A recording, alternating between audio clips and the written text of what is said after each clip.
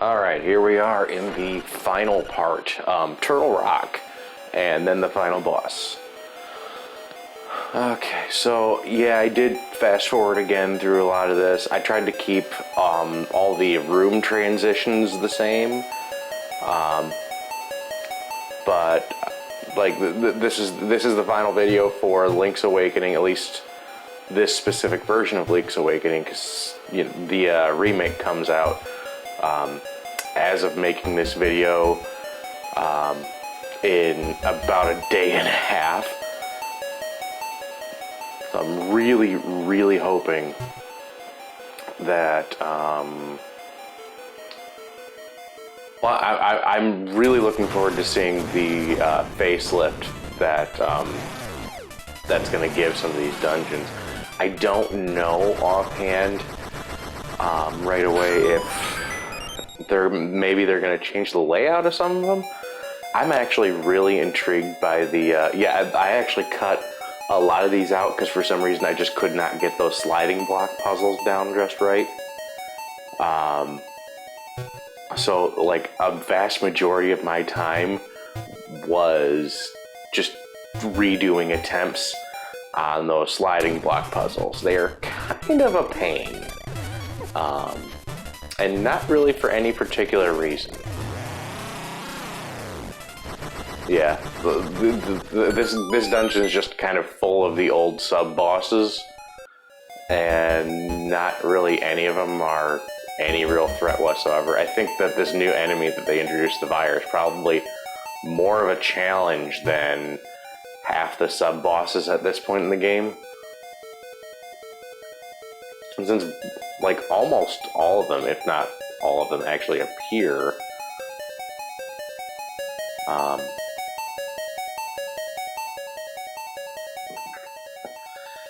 but yeah, like just edit, it's double speed through the main dungeon. I did restore normal speed on a few key sequences, mainly just the boss fights.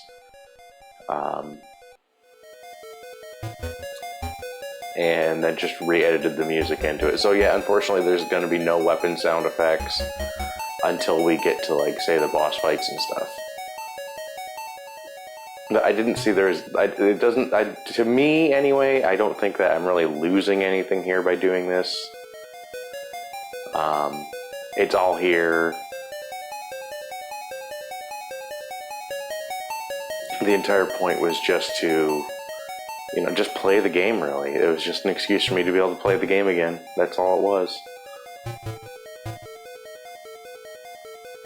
And I at least, like, I mean, I didn't hit my goal. Originally, I was going to play through all three, you know, Link's Awakening, Oracle of Ages, Oracle of Seasons, and try to have all three of those done before the Link's Awakening remake for Switch came out.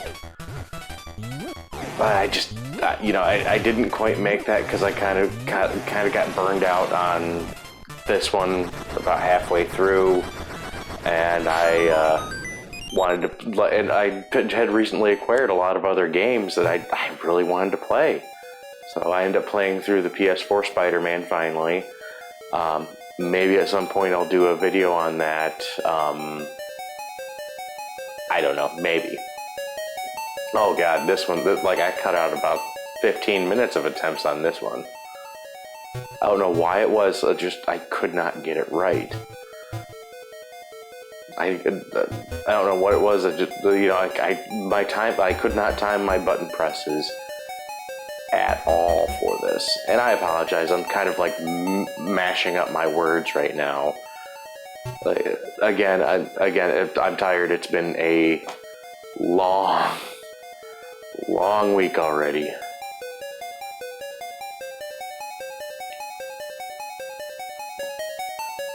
I myself didn't really get any sleep last night. I tried to. Had I known some of the things that happened last night were going to happen, I probably would have just spent some time, and yeah, I ended up redoing some part of this because there's something I missed that I couldn't end up just going back for. But had I known some of the things that were going to happen last night, I would have just stayed up and worked on this. because the video itself was done processing before I went to bed. Well, not really before I went to bed, but, you know, during that time period, right before I actually go to bed. Yeah, that's what I missed before, was the spot to bomb that wall.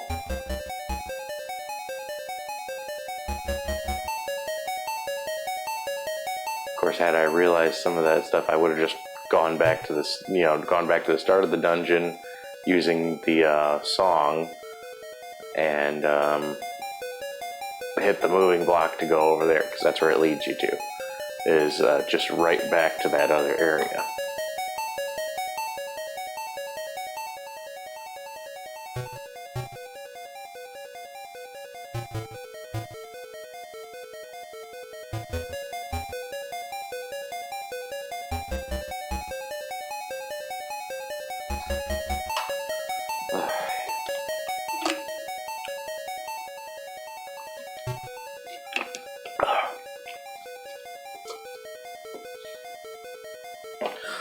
I'm really looking forward to exactly how they're going to handle some of this stuff in the remake, though. That's for darn sure. I did cut out like a lot of the ending credits because I was gonna keep them in the end and just have that continue going, but I decided against it for the sake of the video length. It was just better. I was better off just cutting it. There wasn't anything in there that I really felt was really worth keeping. Yeah, I love that the floor that was just entirely cracked, so you had to just jump over it as much as you could. And the useless secret medicine, because I already had one, and I've been finding them in every single dungeon since.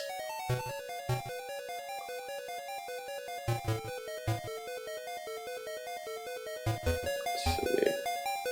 The Bowser heads. I'm very curious how they're going to handle some of the Mario enemies that popped up in here, especially like little Mario Easter eggs like those Bowser heads. Very interested to see how that's going to look in the game.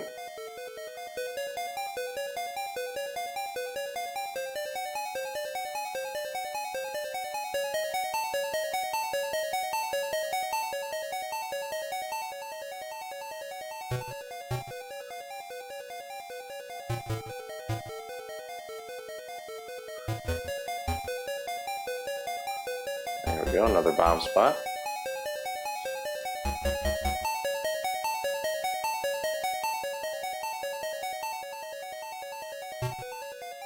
Yeah, every single one of those flashes that you see are actually my pause screens that I edited out. I did not. I'm just keeping the flashes because it's a good way for me to sync up the audio to the audio track that I'm filming right here, which technically is just a secondary video track, to the gameplay track, because then I can see those flashes flashing right at me, and then that'll let me kind of sync it up. That makes sense, I guess. Yep, right there. That was a good one.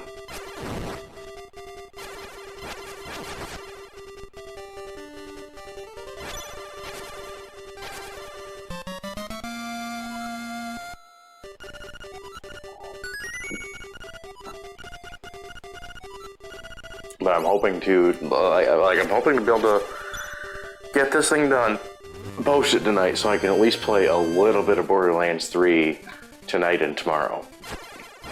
That's one of the main things. Is like I know I'm not going to have time to get too much into it, and I do know I want to make some videos on it, but I don't think I'm going to do a full playthrough of it. I think I'm really just going to kind of do some highlights of some specific areas. A bit more like some of the stuff I've done in here. I'll probably do highlights based on just specific areas of the game. Of course, I don't know how long the story campaign is, but I do remember that Borderlands 2, well, because I did all the side content as well, it was pretty lengthy. Had a decent amount of length to it. Right now I'm kind of hoping that my basement air sanitizer, whatever the heck this thing is, the Sandy Dry, air system type doesn't end up going off while I'm in the middle of recording this. Because that would kind of suck. Because then I'd have to double sync it, and I don't like doing that. I don't want to do that. Oh yeah, these guys are annoying. I probably could have just cut this part out, because it's the same exact mini-boss battle that, you know, we've seen like 100,000 times already. The only difference is it's from like I've got to throw the bombs from a high ledge.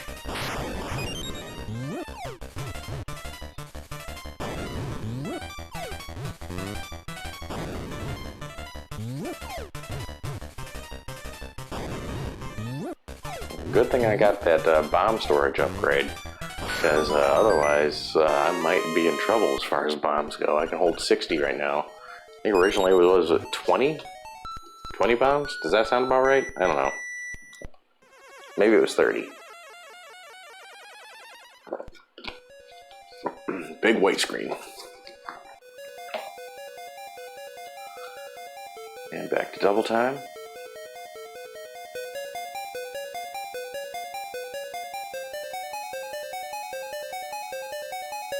I don't know why, he seems even twitchier now than he was before. Maybe it's just my recording footage.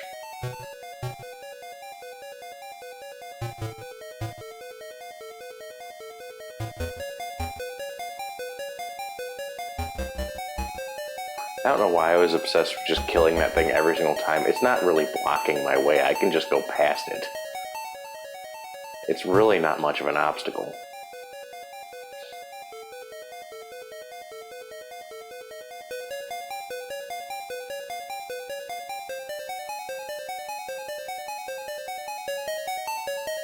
Man, I suck at avoiding those things.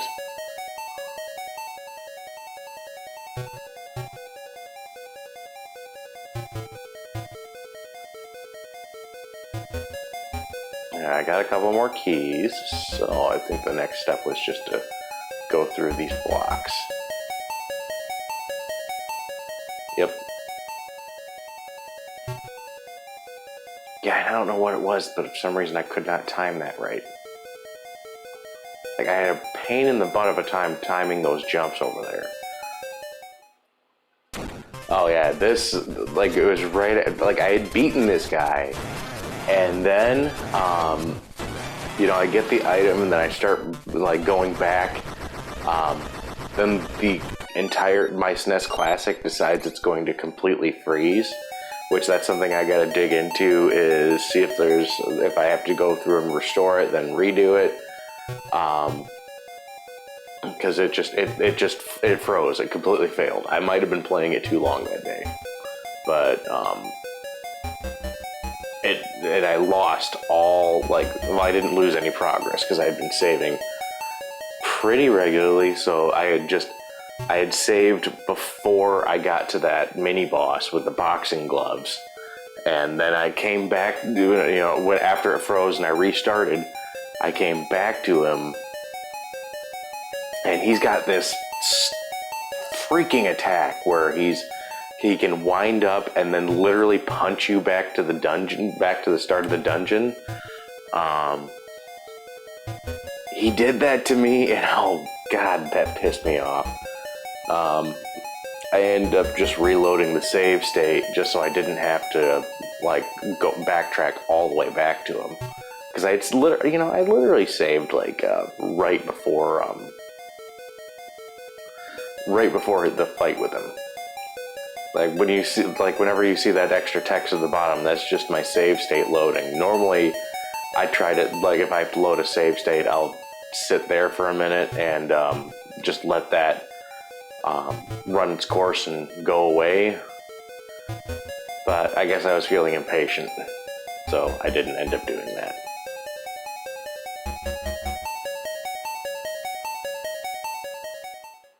There we go. There's, yeah, another boss. Well, another mid-boss from one of the other earlier dungeons. The only other time that you really see him.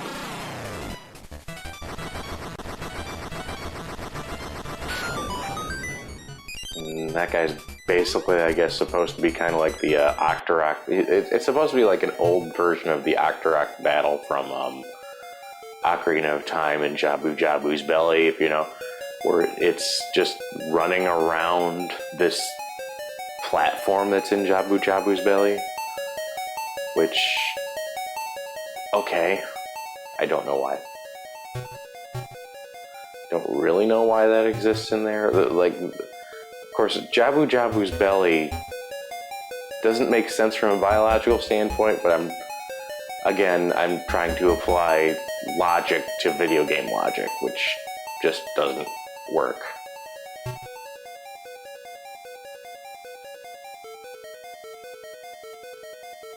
I probably need to go up those stairs, which for some reason I'm just refusing to do right now.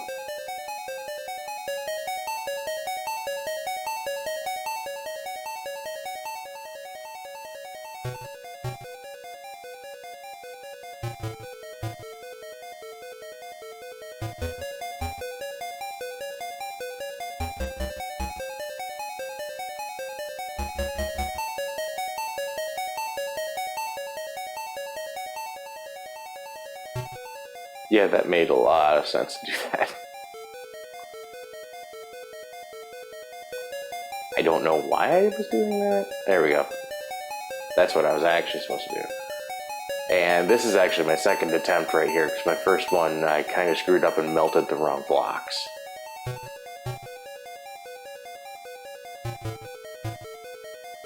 Same here.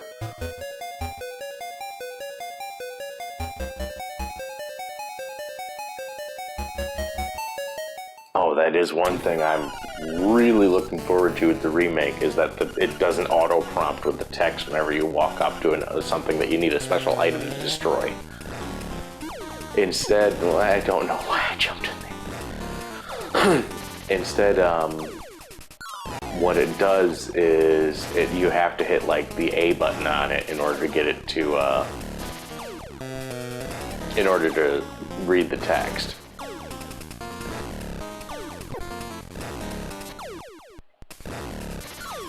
Yeah, this guy did like a crap ton of damage every single time his splashes hit you. Like, I shudder to think what exactly how much damage he could have done to me if I didn't have the blue tunic.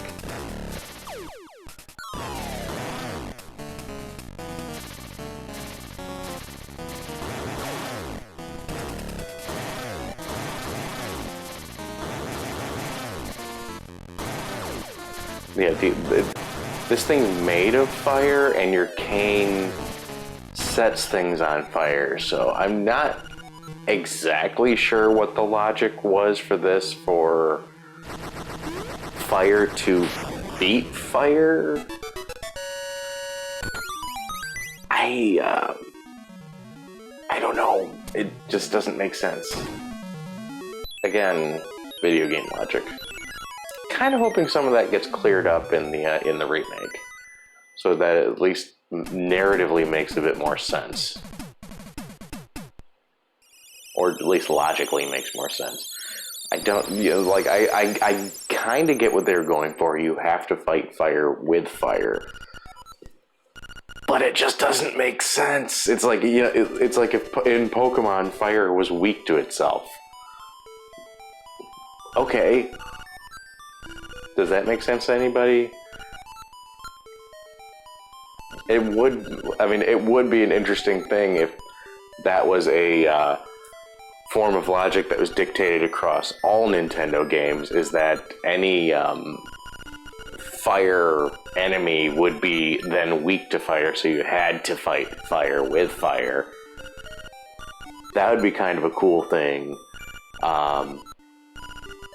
If that was kept consistent within Nintendo games, or at least within specific series of Nintendo games. Unfortunately, that never was. Like, this is, I think, one of the only instances I can remember of that being a thing. Like, even in the Zelda series, if you came across enemies that were specifically like elemental in some way, you would have to fight them in order to defeat them If you had elemental abilities, you would have to use its elemental opposition.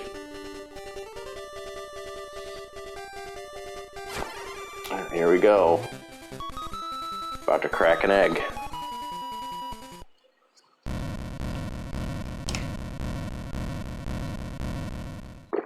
We finally get the full version of the Ballad of the Windfish, which in the remake, I just recently saw in one of the new trailers that we're going to get a full, all lyrics and everything. And I'm betting that's going to be composed using the actual instruments for all these, because I mean, why wouldn't they at this point? It's one of those things that I dislike about remakes, though, if that makes sense, is that we lose a lot of what made the original special when we go through and redo them all the time. Some things don't really need to be remade. I mean, granted, this was on the Game Boy. I do feel it does kind of warrant the remake treatment, but I would have been like, I don't hate the art style for the remake. That it does look gorgeous. I would have loved to see that for a standalone Zelda experience, and if they were going to remake it, I would have liked to see them put it in something more of a like what you see with the indie scenes,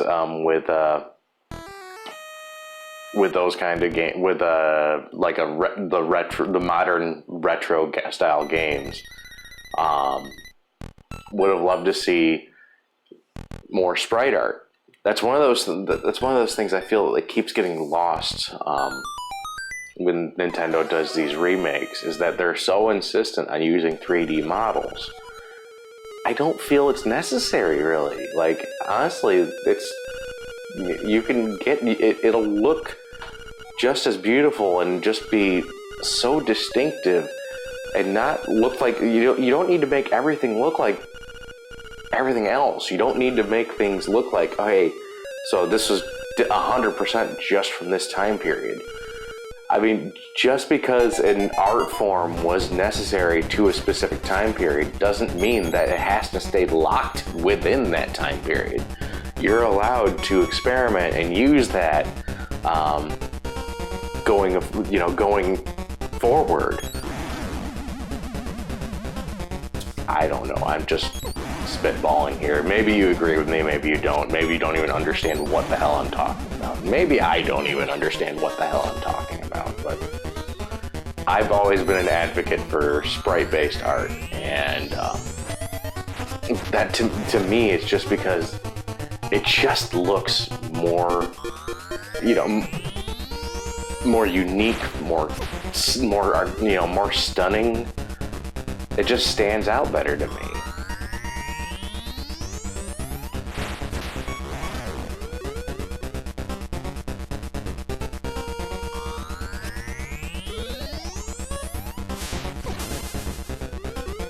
I would have loved to see an official game for an official game for Legend of Zelda that goes back to using sprite-based artwork.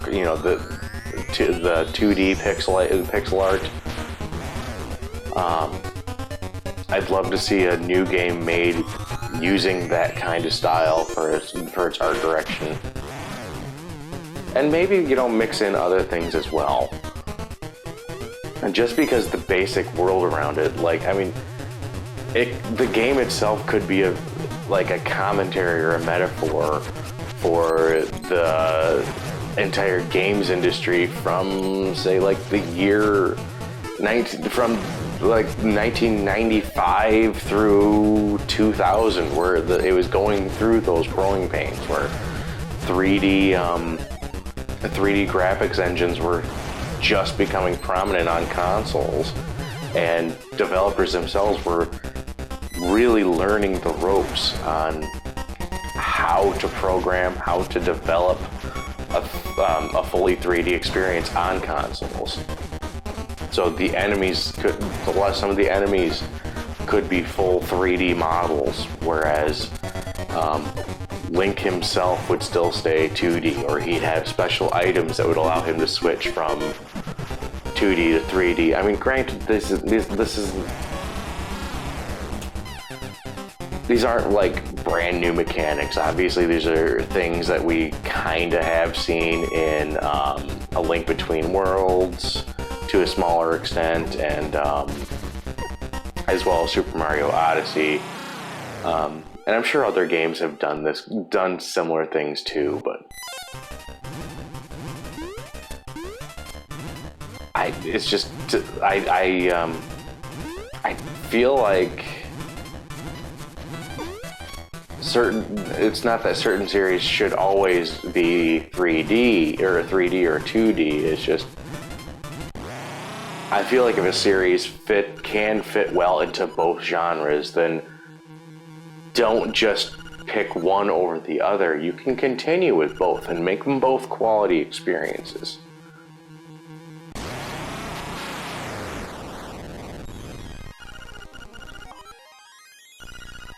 There we go. I have beaten the final nightmare. Deathel. Yes, Deathel. I'm not exactly sure where that name comes from, and I'm very interested to see how he's gonna look in the new game. I know in the remake they have upped the heart piece count as well as the heart container count, so I'm curious to see how that is going to affect difficulty. This game overall is not very difficult. I just really, really sucked when I was diving back into it. It was a bit of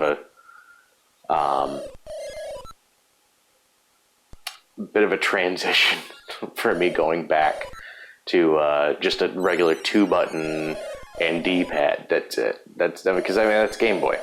It's just 2 buttons and a D-pad. That's all you had. That's all you had to work with. You got 4 buttons technically with the Game Boy Advance because they gave you 2 shoulder buttons. But you wouldn't really utilize that until, well, at least in the Zelda series, until the Link to the Past remake and then Minish Cap. Both great experiences. Link to the Past remake brought, well, not, I guess it's more of a port, but kind of an enhanced port. That was able to bring like what was a fantastic console experience to the small screen on the go. And granted, I'm probably going to end up playing that version on the console again.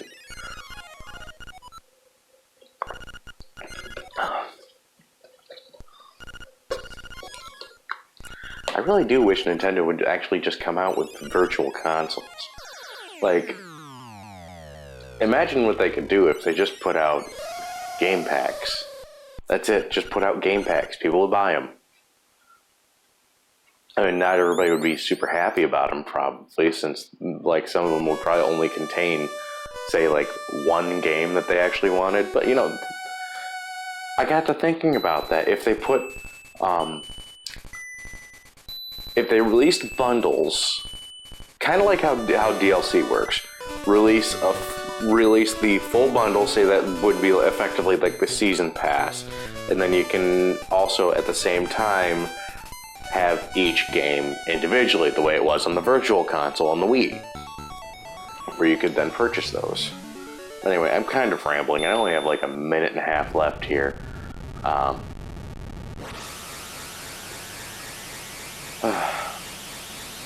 And this is where it's revealed that Koholint was, well, it was revealed earlier, but this is Koholint dissolving Koholint dissolving as the Windfish wakes up. And the seagulls flying. Like, I actually really dig that sprite animation. I thought that was so freaking impressive. It really wasn't much but like just 2 frames, but I just felt it was so impressive to see something like that on the freaking Game Boy Color. I mean, you forget that that little console actually was a lot better than a lot of people gave it credit for. Really, it was.